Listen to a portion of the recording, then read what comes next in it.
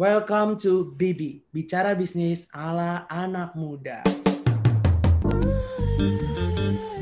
Bicara bisnis with Tutor Aja. Cak, hari ini kayaknya beda banget daripada bicara bisnis sebelum-sebelumnya gitu. Bener banget. Biasanya, kita pas sendirian nih. Ya, biasanya kita berdua doang kan. Tapi kali ini kita berempat. Iya, biasa kan kita ngelucu, ya udah yang ketawa kalau nggak lu gua gitu. Kita rame-rame sekarang ketawanya lah ya. Karena rame berempat. Nah, terus kita tuh punya panggilan nih. Jadi biasa gue dipanggil Bibi Ivan, Ica dipanggil Bibi Ica. Nah, kebetulan ada dua orang nih. Tambah, jadi kita panggil dia adalah Bibi Harvin dan juga Bibi Sandra. Asik. Oke. Hey, hi guys. Hai guys. Nah, Lucu sekali. kalau kalian bingung siapa sih mereka, mereka bukan orang kaleng-kaleng guys. Waduh. Aduh, benar-benar bukan, benar-benar expert di bidangnya nih. Nah, jadi mereka adalah co-founder dari Tutor Aja. Nah, buat yang belum tahu Tutor Aja, mungkin boleh kasih tahu dulu apa itu Tutor Aja. Oke, silakan San. Harvin. Kurang ajar. Melempar. Ya, jadi Tutor Aja pada dasarnya kita adalah sebuah platform edukasi di mana kita mempertemukan pengajar dan orang yang ingin diajar, di mana kita membudidayakan anak muda, terutama mahasiswa untuk bisa mengajar sama mahasiswa, dan juga bagi mahasiswa yang masih baru mulai kuliah, memiliki problem saat belajar untuk keep up dengan nilai dan sebagainya macamnya, mereka bisa menemukan jawabannya dengan cara tutoring. Yes, dan juga bantu maba-maba atau yang tahun kedua ini adjusting di dunia kuliah yang berbeda jauh dengan dunia SMA, lewat dengan kenalan sama kakak kelasnya. Mungkin dengan kenalan itu bisa membantu mereka lebih mudah lah melewati masalah-masalah selama kuliah 4 tahun ini gitu. Oh, gitu ya. Berarti nggak cuman kayak academic wise aja gitu, kayak secara interpersonal skills gitu kayak juga dibantuin gitu kan. Betul. Iya, Kita karena community ya San ya. Yes. Kita pokoknya kita selalu tanemin ke tutor-tutor kita kalau misalnya ngajar itu nggak cuman secara teori lah, secara materi gitu-gitu, tapi kita juga pengen tutor-tutor kita ini anak-anak yang memang berprestasi di kampusnya, terus mereka punya pengalaman-pengalaman yang berharga untuk dibagikan ke adik-adik kelasnya gitu. Oke, gila. Gokil Nah, banget. tepuk tangan dulu nggak sih? Pan, kasih tepuk tangan. Nah, ngomong-ngomong udah Tutor Aja ini apa, kayaknya kita harus tahu nih, apa sih pembicaraan topik hari ini, Cak? Gitu. Bener banget. Kalau kemarin kan kita bahas tentang gimana supaya nggak berantem masalah duit nih di bisnis atau small business gitu kan. Kali ini kebanyakan orang itu bingung nih. Emang gue harus nyatet ya? Emang gue harus ngurusin duit ini ya? Gimana sih caranya bedain uang pribadi gue dan uang bisnis gue? Kok gue nggak tahu gue untung atau enggak? Ya nggak, Van. Jadi Betul intinya topik hari ini apa? Nah, jadi kita ingin membahas tentang bagaimana itu tadi yang Ica ngomong. Tapi supaya kita makin enak nih, kita langsung lanjut tanya-tanya sama yang expert. Betul. Mungkin pertama nih, kira-kira kalau misalnya kita bikin bisnis di awal, nah langkah pertama yang harus dilakuin itu apa sih? Mungkin dari Ko Harvin atau Cisandra? Secara financial Ya, wise. secara financial wise. Iya, oke. Mungkin dari lu dulu apa sih gue dulu San? Silahkan Bibi Harvin. Bibi Harvin. Terima kasih Bibi Sandra.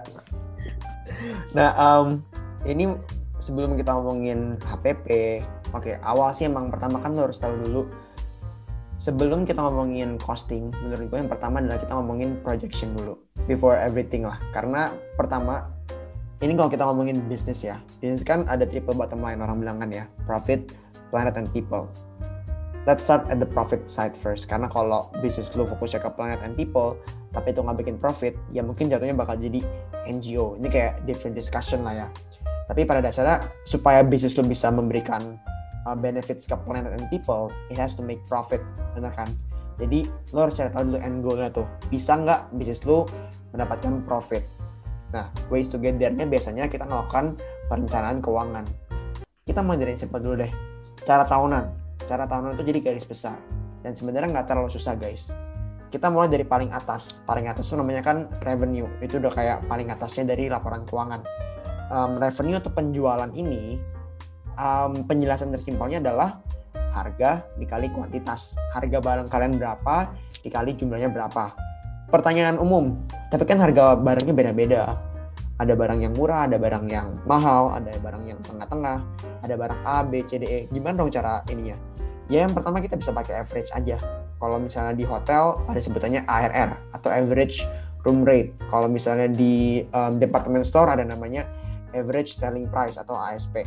Ini fancy terms, sound so fancy, tapi pada dasarnya adalah kayak perkiraan aja, kira-kira harga kalian tuh tengah-tengahnya berapa, atau pakai rumus weighted average yang pada dasarnya adalah tebak aja kira-kira berapa item yang paling laku yang mahal, dikaliin harganya, ditambahin berapa item yang laku di tengah-tengah, dijumlahin semuanya terus dibagi sama jumlah produknya. Jadi kalian dapat kira-kira range harga kalian berapa sih? Dapat seperti itu baru kalian kali dengan jumlahnya. Nah, pertanyaannya kemudian gini, gimana cara kita memproyeksi laporan keuangan kita ini? Atau kira-kira memproyeksi pendapatan kita berapa sebelum kita ngomong costing? Sebenarnya cara tersimpel yang pertama, kita bisa mulai dari kemampuan produksi kita. Produk kamu apa? Misalnya bakwan goreng. Oke, pertanyaannya, selama sebulan ke depan, kira-kira maksimal bisa produksi bakwan berapa seharinya? Asumsi laku nih ya. Oke, tahun depan kemampuan produksinya naik berapa kali lipat. Minimal mulai dari sana dulu. Kalian punya bayangan yang nggak terlalu ngaco dari gimana cara kalian bisa memproyeksi keuangan kalian. Jadi setelah kalian bisa bikin proyeksi pendapatannya, baru mengikutlah bawahnya itu HPP, operation expense, dan sebagainya bakal kita ngomongin lebih dalam lagi. Betul Sandra? Betul. Mungkin kalau gue tambahin, mungkin kalau ambil approach lain ya. Bukan approach lain sih.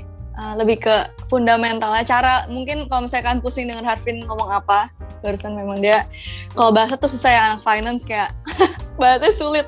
Nggak, tapi mungkin kalau simpelnya misalnya kalian baru mulai small business gitu ya, kalian mungkin sesimpel riset aja sih, riset sesimpel googling, kayak misalnya kalian nih udah tahu nih misalnya mau bikin kue ya, resepnya apa kan, terus habis itu kalian google deh, nih tepung nih harganya berapa nih di pasaran gitu kan, nggak usah kalian ke Indomaret gitu, caranya di Google banyak gitu kan. Tepung maizena, misalnya maizena ini harganya segini, gramnya segini, tinggal dibagi kan, berarti 1 gramnya berapa, berarti kalau resep lu berapa, terus lu totalin deh semua tuh bahan.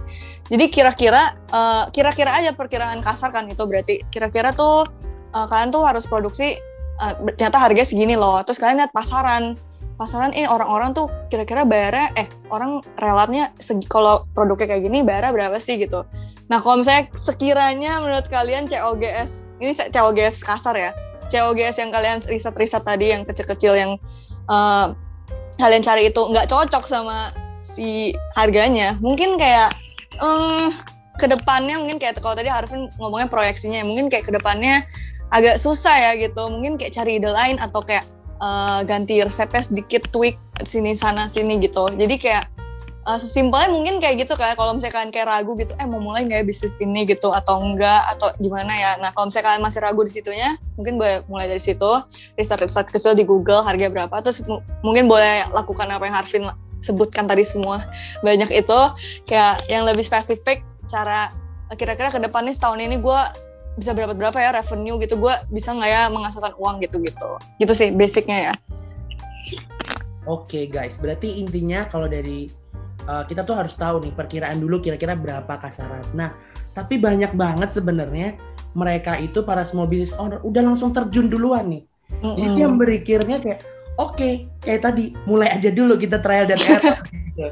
Nah jadi kadang mereka tuh udah terjun gitu kan, terus bingung cara ngitung harga pokok penjualannya gimana. Nah, harga pokok penjualan itu apa sih gitu? Mungkin dari Ko Harvin atau Cisandra? Oke. Ini pertama mungkin kita harus bedain dulu ya. Ada sebenarnya lebih dari 2, tapi biar nggak pusing kita bagi jadi 2 beban utama atau costing utama. Yang pertama kita sebut sebagai beban pokok penjualan atau harga pokok penjualan yang biasa disebut sebagai COGS, HPP, atau lagi kita sebut sebagai beban operasional atau operation expense atau biaya sehari-hari. Nah, COGS ini atau HPP adalah segala beban yang variabel sifatnya. Atau semakin banyak kalian menjual produk kalian, berarti beban ini semakin naik. Paling simpel apa sih? Kalau teori akuntansinya, bener nggak Sandra? Correct me if I'm wrong, ada 3, DM, DL, sama OH. Atau direct material, direct labor, sama overhead. Simpelnya gini deh, kita kalau gue sih sukanya mencontohkan langsung ya. Kita misalnya anggap kalian jualan brown sugar boba milk tea gitu ya, yang lagi hits di pasaran nih kan. Oke, kita teliti kira-kira COGSD atau HPP dia itu apa aja. Pertama, kita mulai dari direct material. Apa aja sih yang masuk ke si brown sugar boba tea ini, fresh milk tea ini? Apa aja? Oh, susu, boba, gula, creamer, I don't know apa lagi lah yang ada di bahan-bahan seperti itu. Pertanyaan kan gini, oke, misalnya aku kejual 5 gelas dari boba. Tapi aku belinya kan susu seliter, gula sekarung, boba seember, misalnya gitu, banyak banget belinya ya. Pertanyaan gini, itu dihitung sebagai costing semua nggak untuk COGS-nya, Sandra? Tidak. Terus gimana yang bener, Sandra? Bibi Sandra. Ya sesuai resep kalian guys. Kalau misalnya memang bobanya ya berapa gram sih boba biasa ya? Sekian gitu ya. Ya berarti kalian ukurlah berapa resep kalian. Terus habis itu kalian berarti kayak tadi gue bilang 1 gram itu berarti berapa harganya buat boba, 1 gram gula harganya berapa, 1 gelas packaging plastik itu berapa harganya gitu. Kalian totalin. Maka itu akan jadi HPP, harga pokok penjualan untuk materials ya. Kita baru ngomongin materials nih, direct materials. Tapi kan selain materials, kalau kalian membuat produk, siapa yang buat coba? Kan ada kayak harus ada yang buat kan ya. Iya dong, nggak bisa dong kalian taruh di meja tiba-tiba jadi sendiri kan, magic gitu. Iya nggak bisa. Nah tadi kan udah ngomongin materials ya, kalian harus itu ukur aja, ukur matematika dasar ya guys itu. Nah kalau DL itu direct labor itu lebih ke biasa ini kalau buat perusahaan-perusahaan yang udah punya karyawan itu bisa dihitung ya, lebih spesifik hitungnya mungkin gajinya atau ya gajinya sih, atau kalau yang udah gede punya gudang gitu hitung security-nya, terus habis itu ngitung pokoknya orang-orang yang jaga dan melakukan labor lah ya namanya gitu. Tapi kalau biasa mungkin kalau yang small business biasanya nggak dihitung sih, kayak nggak usah dimasukin lah kayak kan ini bisnis gue nih, kayak yaudah nggak apa-apa gue rela gue nggak dibayar gitu kan. Yang penting gue untung dulu lah gitu, kayak yaudah nggak usah dihitung, tuh 0 aja guys. Nah terus selanjutnya menurut gue yang terakhir nih kayak orang suka kayak lupain gitu, tapi menurut gue ini lumayan penting sih, dan apalagi buat orang-orang small business, terutama teman-teman kita yang punya BP, yang anak-anak bisnis sekarang yang lagi bisnis gitu-gitu. Gue merasa banyak orang yang kayak mengecilkan lah si OH ini ya, overhead. Karena kan tadi ada DM, direct materials, direct labor, sama OH. Nah, kalau ini kan semua terlihat ya, si direct materials terlihat, direct labor kelihatan nih si orangnya kerja. Kalau OH tuh kayak nggak kelihatan gitu, makanya namanya overhead, kayak nggak gitu dipikirin biasanya. Nah itu tuh biasanya kayak listrik, air, terus hal-hal kecil deh. Tapi itu sebenarnya kayak berpengaruh gitu kalau misalnya kalian, ini kan ngomongin small business ya misalnya. Kalau kalian produksi di rumah, masih untung nyokap lu mau bayarin listriknya Pak gitu. Tapi kalau misalnya lu udah nanti expand gitu, maksudnya kayak lu udah, oh bisnis gue jalan nih gede gitu. Dan ternyata kayak blender lu nih, ternyata blender lu wattnya gede banget gitu. Nah lu pas lu buka buka toko sendiri misalnya di ruko apa gitu ya, itu bakal masuk ke COGS lu, ke beban. Jadi kayak produk lu itu harganya ternyata nggak segitu loh, maksudnya price lu nanti nggak bakal cukup untuk nutupin cost itu kalau misalnya lu nggak pertimbangin hal-hal yang kecil kayak gitu ya. Kayak kita nggak tahu lah kayak misalnya air yang kita pakai tuh seberapa, misalnya buat sesimpel buat nyuci baskom ya nggak usah dihitung lah, tapi kayak maksud gue yang kecil-kecil gitu, air, terus kadang kalau misalnya air aqua juga ya, gue sering banget denger orang yang di produknya tuh butuh air aqua, lagi sebut merek, air mineral, yang perlu air mineral dalam resepnya, tapi kayak mereka pakai air mineral di rumah kan, jadi mereka nggak hitung deh tuh airnya, karena kayak oh ada di rumah nih tinggal gue isi aja tuh galonnya kan. Jadi kayak, tapi padahal itu kan kalau misalnya dalam scale yang besar, kalau lu udah scale up, ntar kalau lu udah kaya, jadi itu besar gitu, air mineral kan nggak murah juga gitu. Begitu kalau singkatnya ada MDLOH. Nah kalau ditambahin nanti semua jadinya HPP yang bisa kita sebut COGS. Ya, gitu kan Harvin? Iya, dan tips praktikal selanjutnya sih benar kata Sandra, overhead itu penting buat kalian hitung. Karena mungkin awalnya misalnya kalian itemnya perlu ngeblender, bikin smoothies deh misalnya ya, ngeblender. Oke, awal-awal nggak kerasa. Hitung aja tuh blender 800 watt nyala 10 jam sehari. Boncos bro listriknya. Kalau tidak hitung, kalau cincai terus sih awal-awal masih oke. Tapi begitu kalian punya 10 cabang, setiap cabangnya 10 jam blender tiap harinya, nah cincanya lama-lama jadi capai deh. Lucu ya lu ya? Enggak, gue gak lucu. Oh, lo gak lucu. Aku lucu. Gue udah ketawa gitu. Gue lagi Iya. ketawa gitu. Tapi ya bener. Dan ada tips praktikal dari saya adalah, pertama kalian harus tahu dong, per cup, misalnya kita ngomongin tadi boba lagi ya, berapa direct material yang kalian keluarkan atau material yang kalian keluarkan untuk menciptakan sebuah ini. Oh, susunya butuh 250 ml, boba butuh 100 gram, segala macam dihitung. Oke, dapat. DL-nya berapa? Gak usah dihitung di awal-awal, bener, gue suka Sandra. OH berapa kira-kira? Oh, untuk bikin anggap itu harus rata-rata sih emang sih. Misalnya tadi ngomongin smoothies kayak oke, untuk sehari gue bisa produksi 1000 smoothies, gue keluarin listrik sebesar 1 juta misalnya. Tinggal dibagi 1000 dibagi 1 juta. Sorry, 1 juta dibagi 1000. Untuk dapat harga biaya per itunya. Habis dijumlahin, jangan lupa kasih margin. Margin ini tuh bantal keamanan lah bahasanya. Dapat nih, oke, untuk setiap brown sugar boba 1 gelas, saya mengeluarkan uang sebesar 5.000. Tapi aku mau kasih margin of safety, misalnya 5%. 5% tuh menurut gue angka yang oke lah. Jadi kenapa harus kasih kayak gini? Misalnya pas lagi kepepet, harga boba naik, harga susu tiba-tiba naik. Memang sih nanti kalian punya margin lagi yang namanya adalah gross profitnya atau margin keuntungan kalian. Tapi setidaknya dari cabai sekali kalian sudah ada ancang-ancangnya, sudah dicadangkan. Yes. Dan ini menurut gue true story juga ya, kayak ini relevan buat orang-orang small business apalagi, dan tiba-tiba misalnya mereka dapat orderan gede gitu. Kayak stok mereka tuh nggak sebaik itu, jadi direct material yang mereka stok di kulkas di rumah ini kayak nggak bisa untuk mengcover 100 piece pesanan gitu misalnya, atau 100 gelas boba itu. Jadi mereka terpaksa H-1 harus ke toko-toko yang ibaratnya kayak price-nya lebih up lah ya gitu, kayak misalnya ya nggak usah disebut lah ya, tapi pastinya lebih jauh lebih mahal daripada toko-toko yang grosiran gitu, yang kalian bisa beli yang kirim dari mana gitu-gitu kan.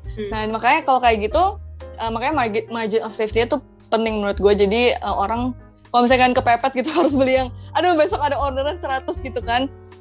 Jadi gue masih punya profit lah istilahnya, walaupun produk EDM gue atau bahan baku gue itu lumayan lebih mahal sedikit gitu. Saat kita menolak rezeki. Iya, bener banget. Nah itu tadi kan ada sedikit nyelip profit dan sebagainya kan kebanyakan small business itu kasusnya adalah gue harus achieve profit segede-gedenya gitu. Jadi kayak langsung dia markup price-nya nggak masuk akal gitu. Menurut bibi-bibi sekalian nih, kira-kira apa yang harus dilakukan gitu untuk nentuin harga jual gitu, karena kan kebanyakan dari mereka kalau misalnya gue jual 500 piece, terus kalau gue kasih untung 5.000, gue bisa nggak ya gue buat makan besok, kayak gitu. Kan metode mereka kan seperti itu gitu. Kira-kira dari bibi-bibi ada tips dan trik nggak? Mau Bibi Sandra dulu atau Bibi Harvin? Bibi Harvin, silakan, saya berpikir dulu. Oke, kalau untuk pricing, actually ada banyak modelnya, tapi aku akan menyarankan 2 model saja, yang simple. Yang pertama kita sebut sebagai cost up. Yang kedua namanya adalah market pricing. Kita mulai dari yang pertama dulu. Ini saya tidak akan pakai bahasa yang ribet. Cost up pricing ini pada dasarnya begini. Ini ngomongin up kan. Jadi ngomongin kalau metode ini banyak dipakai orang. Kenapa? Karena simple. Metodenya simple seperti ini. Kalian cari tahu dulu nih. Misalnya dari mulai si boba lagi deh. Tahu tuh 1 cup kalian keluar uang 10.000 misalnya. 10.000 untuk 1 cup nih. Cost up membicarakan mengenai kalian mau untung berapa persen dari produk kalian ini, dari harga pokok penjualan kalian, dari beban kalian nih. Oh, gue tahu modalnya 10.000, mau untung berapa persen? Ini back again tentatif, tergantung industri beda juga. Ada yang marginnya tebel, contohnya apa Vin? Gampang, F&B tebel marginnya. Kenapa? Karena makanan bisa rusak.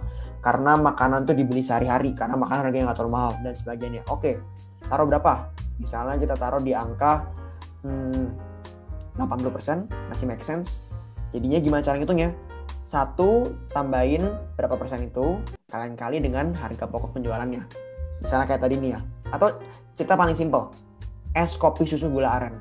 Penasaran nggak kenapa kok es kopi susu gula aren rata-rata harganya itu selalu 18.000? Ya nggak? Karena itu bisa dibilang karena bisa tonton di TikTok kita, Vin. Oh iya? Hai.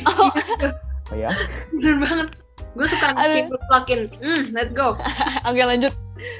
Iya, jadi itu tuh sebenarnya karena sudah ada marginnya yang ditentukan, bukan ditentukan sih, kayak desirednya atau kayak si perusahaan kopi ini sudah menentukan kayak oke, gue mau untung segini, dan HPP-nya es kopi susu sih kurang lebih segitulah, mungkin 10.000 ya, dan mereka mau profit sekitar 80% dari si HPP-nya, terbentuklah harga pasar 18.000. Itu contoh simpelnya.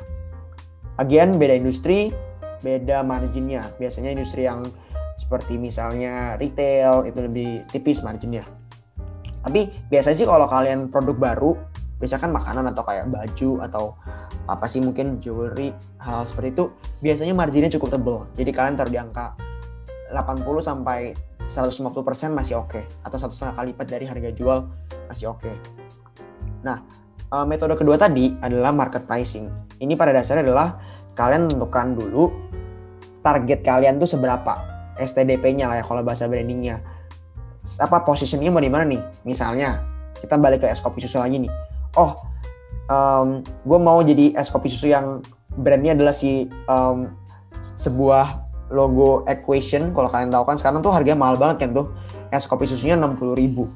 Emang dia boleh Vin kayak gitu? Apakah HPP-nya tinggi banget? Mungkin HPP-nya nggak setinggi itu. Mungkin menurut gue ya, gue sih belum pernah nyoba. Cuman kata temen gue, ya kurang lebih sih kayak rasa es kopi susu. Kenapa dia bisa mahal banget? Karena dia menentukan nih, oke, gue mau posisi diri gue sebagai brand yang paling kanan, paling atas. Quality oke, harga mahal, gue mau premium. Ya udah, nggak ada yang salah. Atau tergantung positioning kalian. Paling umum adalah pakai market price atau harga pasaran lah, bisa dibilang. Contohnya, oke, gue mau bikin kopi susu. Ya produk gue sih oke, dan gue mau deliver value yang oke. Ya udah, cari harga pasarnya berapa? 18.000. Oke, udah main di sana. Harga segitu bisa dibilang adalah harga pasar, dan kalian pasti menemukan customer yang cocok di harga segitu karena itu sudah harga pasarnya, atau mungkin ayam geprek dan sebagainya. Jadi metode kedua ini bisa dibilang lebih tergantung kalian mau dibawa kemana brand kalian ini. Tapi jangan lupa, kalau misalnya kalian HPP-nya ayam geprek ya, HPP-nya 18.000 mungkin ya, kalian nasi ayam geprek mozzarella blue cheese misalnya gitu ya, mahal banget ya blue cheese ya. Terus kalian bilang, oh enggak, harga ayam geprek mozza itu 18.000, kalian jual di harga 18.000 juga, ya boncos pasti kan. Jadi kalau pakai metode kedua, habis menentukan harga yang kalian mau, hitung dulu profitnya berapa persen. Jangan sampai terlalu tipis. Itu mungkin betul, Sandra mau, Ibu Bibi Sandra mau menambahkan? Kalau udah cukup jelas ya. Jadi kalau menurut gue sih either yang mana aja yang lu pakai. Yang itu udah paling simple lah ya. Pertama, lu mau berapa persen tuh mau naikin dari COGS atau HPP yang lu udah bikin tadi, yang tadi kita bahas. Terus kan jadi blank gue. Habis kalian tentuin tuh yang persen itu kan, kalian mau naik berapa. Atau yang kedua, kalian mau lihat pasar nih, kira-kira orang-orang tuh berapa belas ribu, ini berapa. Jadi gue mau segitu juga. Tapi tetap lihat lu punya profit margin, punya profit gak tuh kalau misalnya jual segitu ya. Tapi yang paling penting diingat antara mau yang manapun yang kalian pakai itu produk kalian sendiri ya. Jadi kalau misalnya kalian sebenarnya kalian mau naikin 80% atau 100% pun ya buat produk apa aja sebenarnya bisa lah gitu. Tapi asalkan ya cara lu jualnya bener gitu kan, cara lu brandingnya, cara lu marketingnya yang bisa dipelajari lebih lanjut di Katika community. Gak cuman Katika doang, tapi tutor aja guys juga punya. Oke. TikTok. Harus muncul dong kita, ya kan? Oke. Iya. Tapi emang bagus. Maksud gue sebenarnya produk apa aja kan kita sebenarnya cannot really know COGS mereka seberapa kan. Misalnya produk-produk yang kayak bagus-bagus di luar ini, kayak kita lihat kayak bagus. Misalnya tas mahal gitu ya, tas mewah gitu. Kita juga sebenarnya kan nggak tahu ya itu COGS-nya berapa, kecuali lu orang dalam gitu. Tapi maksud gue dari luar kita lihat kan kayak gila nih barang mahal banget gitu. Tapi sebenarnya ya bisa aja produknya kayak cuman tas kulit apa gitu kan. Lu ngerti gak sih? Ya sebenarnya semua it's all about branding and marketing gitu. Jadi kalau pricing itu sebenarnya menurut gue tergantung sih lu mau jual kue-kue kecil-kecil tapi lu mau price up-nya 100% juga nggak apa-apa, asal lu bisa emang brand lu berarti premium atau gimana gitu kan. Pokoknya itu kembali lagi ke branding kalian mau position kalian di mana gitu. Kayak gini San, gue dulu pernah liat TikTok kayak misalnya nih tas mahal banget, terus kayak banyak komen kayak gila mahal banget, mending beli tas ini, mending beli tas itu. Terus ada yang komen balas kayak ya ini emang bukan buat lu, ini bukan buat kaum mendang-mending. Ya emang tergantung positioning aja sih. Iya, memang tergantung pasar lu siapa gitu. Iya sih, kalau pricing kayaknya nggak usah terlalu ya harus dipikirin sih, tapi maksud gue itu juga sesuaikan dengan branding lo gitu. Mungkin tuh lebih cocok kalian belajar brandingnya dulu guys. Kalian mau ke branding mana gitu. Oke. Kalau dari sisi finance sih, yang penting jangan jual barang yang kalian rugi, udah segitu. Iya, jangan sampai jual di bawah harga produksi kalian guys. Oh, sama gitu. Satu lagi. Tadi ngomongin HPP, ini aku juga mau banget sharing karena hopefully ini berguna juga. Banyak F&B yang ujungnya profit tergerus karena mereka lupa menghitung namanya waste. Karena produksi itu kalian nggak mungkin bisa 100%. Nggak mungkin. Misalnya kalian bikin donat ya. Oh, belanja tepung, belanja mentega, belanja ini. Pasti ada aja tepung sisa. Pasti ada aja mentega sisa. Atau mungkin lebih parah, donatnya jadi, nggak laku. Nah, waste seperti ini harus kalian hitung, dicadangkan. Yes. Makanya kenapa makanan tuh biasanya marginnya tebel, karena waste-nya lumayan tinggi. Pertanyaan, ini juga tips buat kalian ya. Salah satu kunci sukses di dunia F&B atau mungkin in general lah ya, yang di bisnis adalah memaksimalkan bagaimana caranya waste-nya sekecil mungkin. Karena sebetulnya betul marketing penting, finance penting, tapi efisiensi produksi ini adalah hal yang sebenarnya kadang kita kelupaan karena terlalu sibuk mikirin A, B, C, D, E sampai kadang-kadang lupa produksi harus bagus, harus kuat juga nih. Bukan tentang masalah produknya enak apa enggak, tapi juga tentang masalah gimana caranya lu bisa efisien. Karena yang efisiennya bakal menang. Betul, kayak sesimpel misalnya tepung kalian lagi bikinnya tumpah gitu kan, kayak nggak apalah kecil gitu. Tapi kalau tiap kali lu bikin tumpah kan ya gimana gitu kan, kayak habis gitu tepung gua lama-lama. Tapi itu mungkin bisa dipakein margin of safety gitu tadi kayak Harvin, atau nggak bisa dikurangin dengan pre-order. Jadi kalau misalnya banyak orang-orang yang bikin pre-order gitu kan, itu juga buat mengurangi waste. Jadi mereka tahu exact quantity yang mereka mau produksi di hari spesifik gitu. Tapi itu juga pasti ada waste gitu lah. Kalau misalnya tiba-tiba donatnya atau kuenya nggak rice atau kayak bantet gitu kan nggak bisa jual dong, harus produksi ulang lah atau gimana. Tapi itu banyak sih yang jualan pre-order dengan tujuan memang untuk mengurangi waste juga gitu. Dan juga sebenarnya itu alasan itu untuk small business yang belum bisa produksi banyak gitu maksudnya. Oke, bener banget guys. Tadi Bibi Sandra dan Bibi Harvin udah jelasin panjang lebar gitu kan. Terus mereka tadi sempet singgung nih tentang branding dan marketing. Kebetulan kita ada kolaborasi bareng Tutor Aja juga. Nah, kita bisa cek di mana nih Bibi Sandra atau Bibi Harvin nih? Di mana San? Bisa dicek di YouTube kita.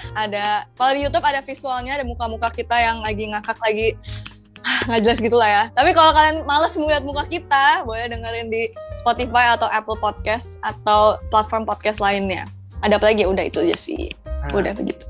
Jadi carinya nanti di YouTube Tutor Aja gitu. Jadi kalian bisa komen, like, subscribe nih, udah kayak YouTuber zaman now gitu kan. Oke gitu. Nah, tadi udah ada sedikit bridging kecil tentang promosi gigit gitu kan. Sekarang lanjut nih Cak, kita bahas tentang apa? Sekarang kita bakal bahas tentang, berarti habis tahu harga jual, berarti kan kita jualan nih sekarang kan. Berarti kalau misalnya udah ada yang mulai beli kan berarti kita mesti nyatet tuh kan. Ya Bibi Sandra dan Bibi Harvin kan, kalau misalnya kita nggak nyatet kayak pendapatan or even laba rugi, itu kan PR ya kan, kita juga nggak bisa nge-track gitu kan. Kira-kira what's your tip gitu sama trik kalau misalnya pencatatan pendapatan dan pengeluaran dan laba atau rugi?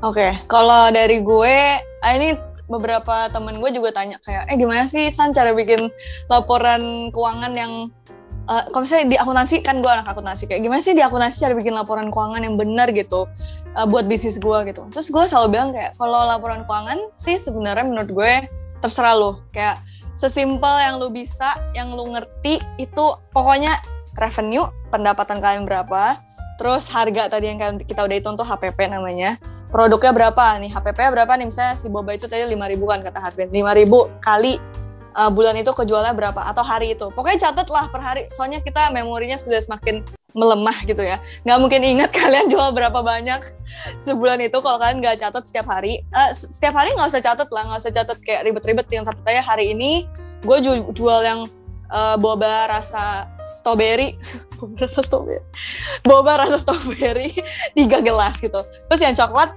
2 gelas gitu. Catat aja di notes lu gitu kan, notes HP yang biasa gitu loh, Samsung Notes atau Apple Notes gitu kan.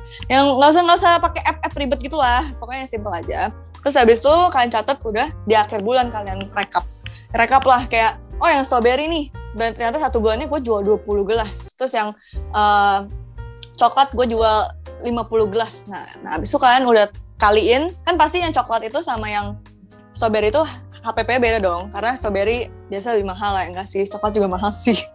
Ya pokoknya tergantung ya produk kalian yang mana lebih mahal. Terus habis itu kalian kaliin deh ke kuantitinya yang kalian jual sebulan itu.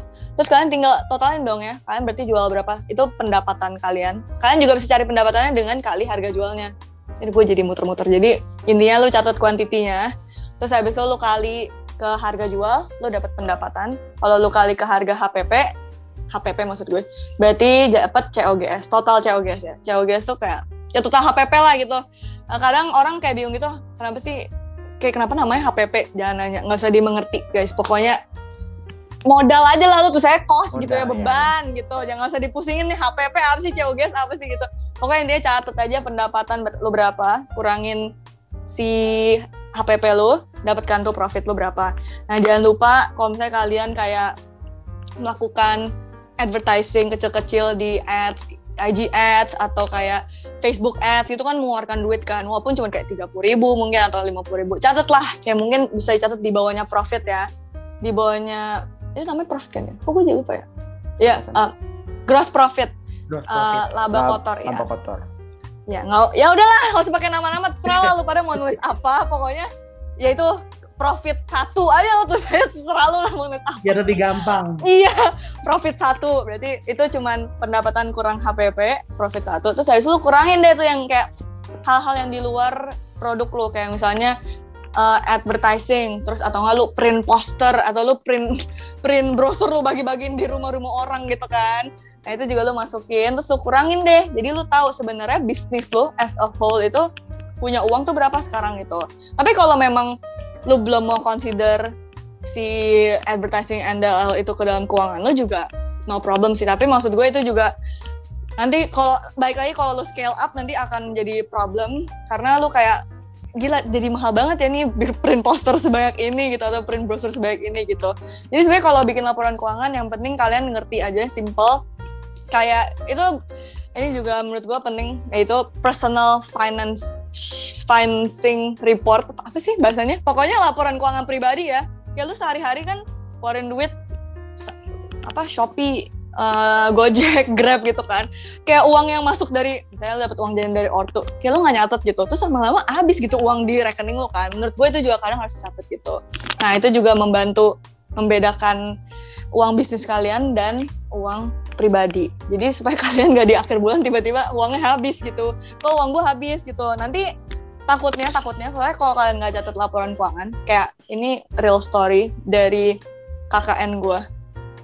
Kalau misalnya ibunya nggak catat keuangan pribadi dia, nanti jatuhnya jadinya dia ambil uang terus kan dari pribadinya, kayak gue mau produksi gitu, mau bikin kue, mau bikin ini, tapi dia nggak catat nih dia ambil berapa banyak gitu. Lama-lama uang sehari-hari dia habisnya jadi nggak bisa beli makan gitu. Tapi kayak dia merasa tuh dia ada uang gitu karena dia putar terus kan di bisnisnya. Tapi sebenarnya kalau dihitung-hitung itu tidak profit, jadi dia rugi. Jadi kayak tiap kali dia jual tuh dia rugi. Jadi mendingan lu catet semudah kalian apapun. Tadi gue sebut pokoknya pendapatan kurang HPP, kurang itu profit lo lah. Kurangin hal-hal kecil-kecil gitu ya kalau kalian mau, itu baru profit beneran lo gitu. Dan jangan lupa pisahin sama keuangan kalian sendiri gitu. Dari saya, Yan, Harvin. Kalau dari saya mungkin lebih ke yang tips praktikal aja. Gak harus lengkap, gak harus bagus banget karena kalau ngomongin bagus-bagusan laporan keuangan ya, mau sepanjang apa juga bisa dibikin panjang guys. Tambahin lagi depresiasi, amortisasi, tambahin lagi beban interest, tambahin lagi tax, panjang lah pokoknya. Ada EBITDA, ada pokoknya panjang. ada dividen, ada return earning, panjang. Mulai dari yang simpel aja dulu. Cara tergampang buat bisnis kalian yang masih baru mulai, by the end of the week atau end of the month, rekap tuh pengeluarannya apa aja, pendapatannya apa aja, dijumlahin. Pengeluarannya mulai dipisah. Mana nih yang HPP, mana yang beban operasional. Udah, mulai dari sesimpel itu dulu. Nanti seiring bisnis kalian berkembang, gue yakin kemampuan keuangan kalian juga bakal berkembang. Yang penting itu bangun habit sebetulnya. Karena itu yang susah. Ini mungkin gue sharing personal experience gue ngebangun bisnis juga. Itu yang susah tuh ngebangun habitnya. Gue kan orang finance nih, gue seharusnya ngerti. Tapi juga masih berat bikin kayak gituan. Walaupun gue paksa diri gue sendiri.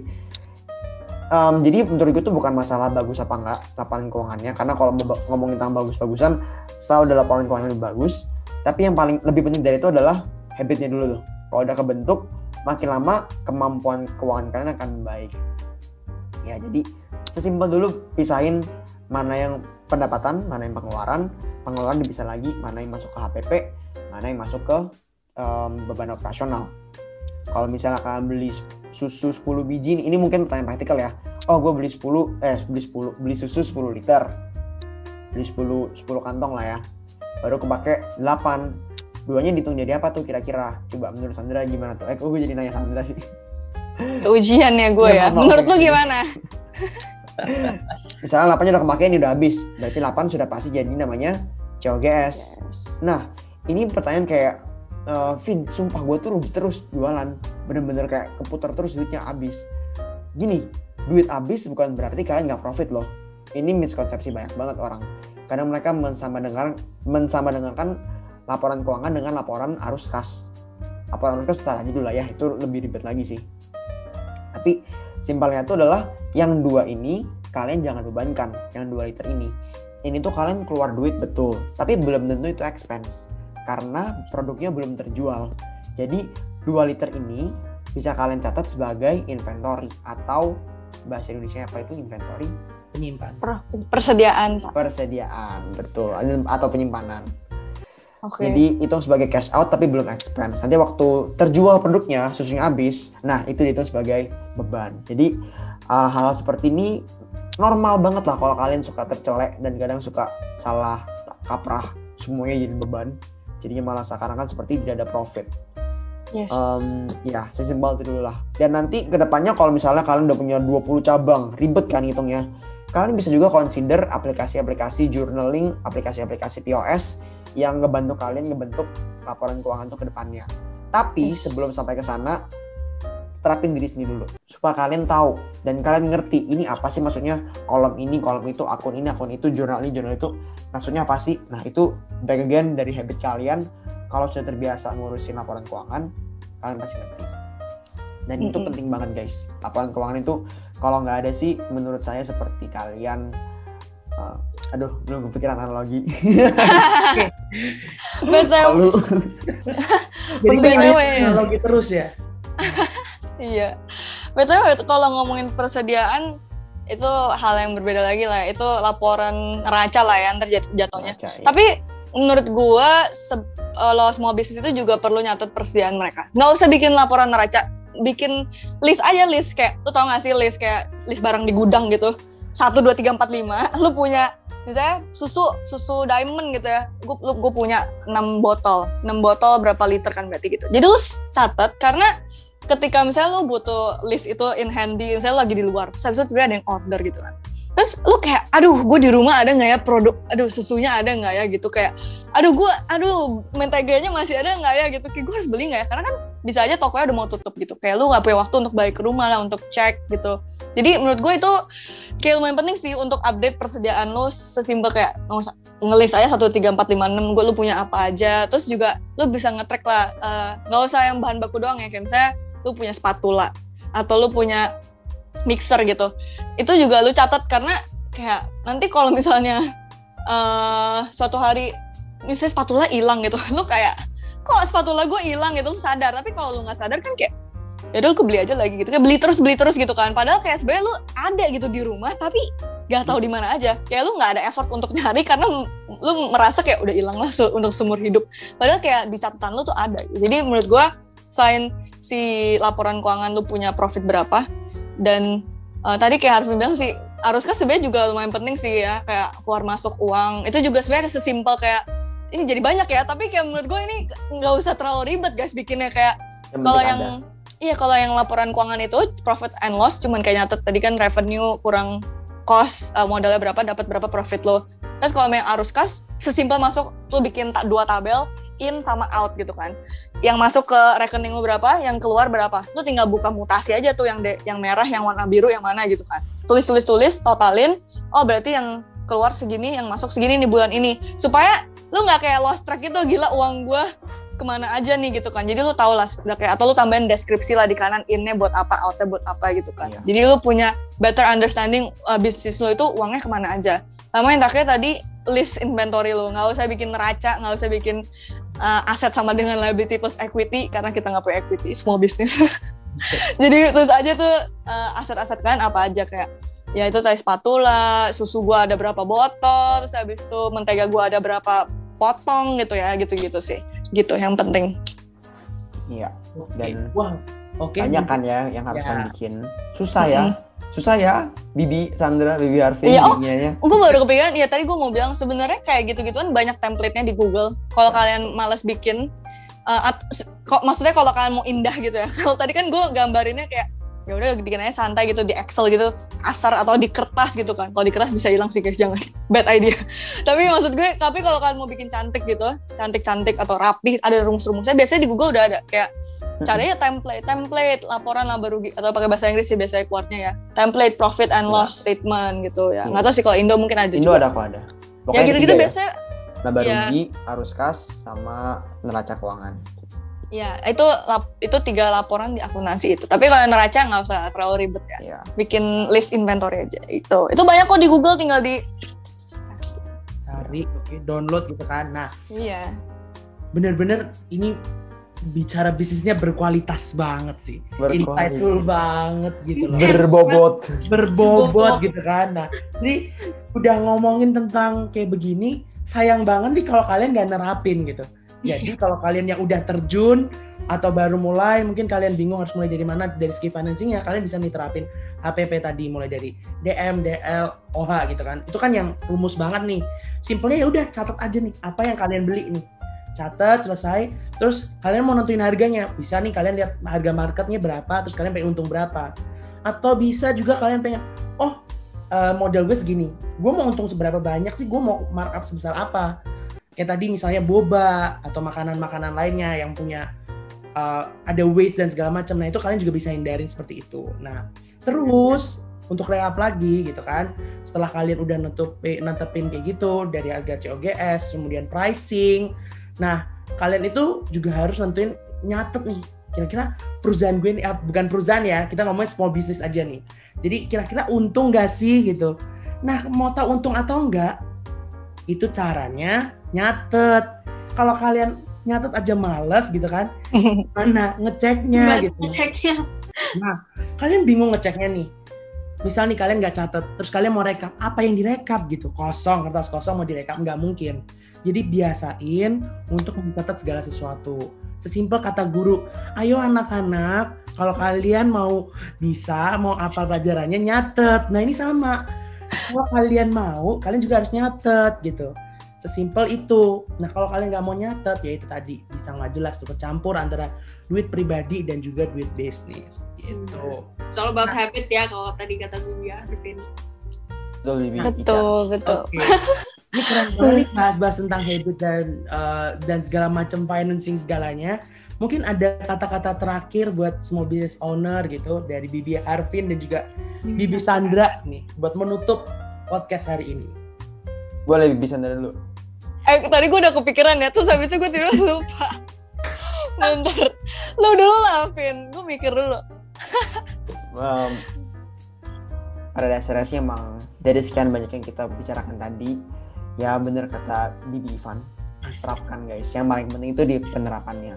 Susah ya, bener susah. Kalau gampang sih semua orang udah bikin bisnis, semua orang udah dengan mudah bikin laporan keuangan.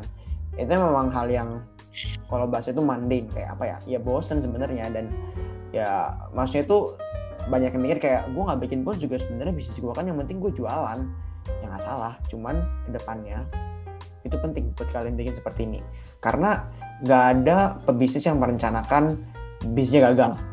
Adanya bisnis gagal karena kurang perencanaan. Dan bagian dari perencanaannya adalah gimana cara kalian bisa menentukan rencana ke depannya. Ya kalau nggak ada track recordnya, nggak ada pencatatannya, kalian nggak bisa menentukan rencana yang bagus. Sebenarnya dia kan di situ tuh. Kenapa kita bikin laporan keuangan? Supaya kita bisa menentukan ke depannya what next. Ada profit belum? Ada profit berapa yang bisa kita pakai buat marketing? Ada duit berapa yang bisa kita pakai buat buka outlet baru misalnya. Hal seperti ini tuh nggak bisa pakai feeling, harus pakai angka di atas kertas. Walaupun ada feeling yang masuk ke dalamnya, tapi harus didasarkan dari angka di atas kertas itu. Jadi pada dasarnya mulailah dari hal-hal kecil dulu. Selagi baru mulai bisnis, diterapkan. Nanti kalau udah cabang 20, cabang 50 baru bikin laporan keuangan, modar guys. Ribet banget. Yes, itu ada quotes-nya loh, Vin. If you fail to plan, you plan to fail. Wih, Asik, gila. keren banget ini. Familiar. Gue udah ingat gue mau ngomong apa. Jadi kenapa laporan keuangan itu penting? Kayak terlihatnya kayak aduh pusing banget nih, ini kerjaannya anak aku nih, kerjaannya Sandra nih, suruh Sandra aja yang kerjain. Kayak pusing banget sih, gue juga dulu kalau lihat kayak apaan sih nih gitu, kayak kayak nyebelin, kayak kenapa gue small business kecil gitu harus bikin gitu ya. Tapi itu sebenarnya membantu untuk kalian, kayak tadi Arvin bilang, mungkin kalau dirangkum itu membantu untuk kalian gain better understanding tentang bisnis kalian sendiri. Kayak kalau misalnya kalian udah rekapin semua yang tadi kita sebutin, itu kalian bisa lihat lah produk apa nih yang paling laku gitu kan. Produk gue yang A nih paling laku, berarti gue harus spend advertising cost lebih banyak di A gitu. Atau kayaknya yang B kurang laku, tapi menurut gue bisa nih, pasarnya ada lah di pasar di situ gitu kan. Nah gue mau advertise yang ini di sana gitu. Jadi kayak lu bisa analisis bisnis lu secara simple gitu, kayak yang ini harus gue dongkrak advertising, yang ini harus gue tweak mungkin resepnya, atau yang ini harus gue buang aja dari menu gue karena ini merugikan bisnis gue gitu. Kayak jadi hal-hal kayak gitu juga bisa elevate your business kan nantinya pada akhirnya. Jadi itu yang gunanya laporan keuangan adalah untuk gain better understanding and gain control of your business gitu loh. Jadi walaupun terlihatnya kayak males banget gitu, kayak ribet gitu ya, tapi kayak percayalah akan membantu kalian nanti di akhirnya. Ingat, nggak usah ribet-ribet bikinnya guys, yang penting kalian ngerti sendiri. Yang orang lain nggak ngerti nggak apa-apa, yang penting kalian ngerti. Kecuali kalian udah perusahaan besar ya, perusahaan terbuka gitu. Kalau orang nggak ngerti ya bodoh gitu. Oh what the hell gitu. Ya kayak begitu. Oke. Mungkin kalau misalnya kalian bingung sama segala terms pada hari ini, kalian bisa go check out TikToknya Tutor aja juga, karena itu pasti lebih practical dan lebih fun juga untuk kalian pelajari. Karena ingat guys, learning business is fun, especially finance juga bisa fun for you too. Even ini isinya numbers dan sebagainya, bawa santai aja, bawa fun aja. Karena kalau kalian udah pikir berat di awal, udah kayak pusing banget gue angka-angka kayak gitu, ya kalian will never get there gitu. Jadi harus dari kalian dulu gitu. Oke. Mungkin kalau yang materi-materi gitu ke YouTube aja ya. YouTube kita lebih YouTube. YouTube kita ada kita punya satu playlist YouTube isinya untuk entrepreneur, orang-orang yang baru bikin bisnis. Jadi itu playlistnya isinya kayak tadi HPP, cara hitung HPP, cara set pricing gitu-gitu, pokoknya ada di situ semua. Satu playlist YouTube kita. Check it out. Mantap. Gitu. Udah kayak guidebook guys, bedanya video. Yes. Jadi nggak mungkin susah belajarnya. Oke guys, selama kalian mau pasti bisa. Oke. Kuncinya pokoknya mau gitu. Nah tadi mungkin disebutin lagi YouTube-nya Tutor aja gitu guys. Iya, terima kasih ya Ivan ya. Oke. TUTORADA. Mungkin di akhir Bibi Sandra mau berbagi Instagram mungkin buat followers K3 gitu, supaya mungkin bisa kontak Ci Sandra gitu gimana gitu. Mungkin Sandra mau nyanyi San nutupnya. Nggak usah. Itu boleh dicek di Instagram gue aja. Mungkin to the bone gitu ya kan, Jangan. Gitu. Sorry, itu ada bayarannya, Cak. Oh, oke. Per menit, per detik? per hembusan nafas gue. Oh, buset. 2 juta.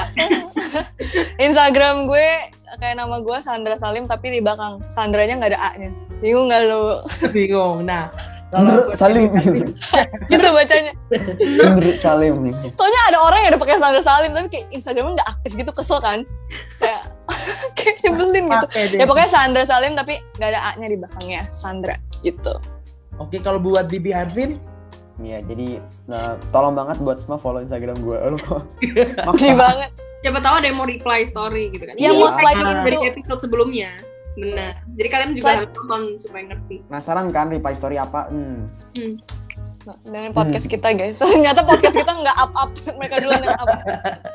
Malu. Ya, jadi thank you buat yang dengerin. Bisa follow Instagram saya @harvincitra PJITRA. Jangan lama. Jadi lu yang punya podcast kayak. oke. Thank you semua yang udah dengerin. Wih sisi. Jangan lupa juga mampir ke Instagramnya @tutor_aja dan juga @katikeragrojo. This is the end of our podcast. See you in the next Bicara Bisnis. Bye-bye. Bye-bye. Thank you semua. Thank you. Sandra, Bibi Harvin.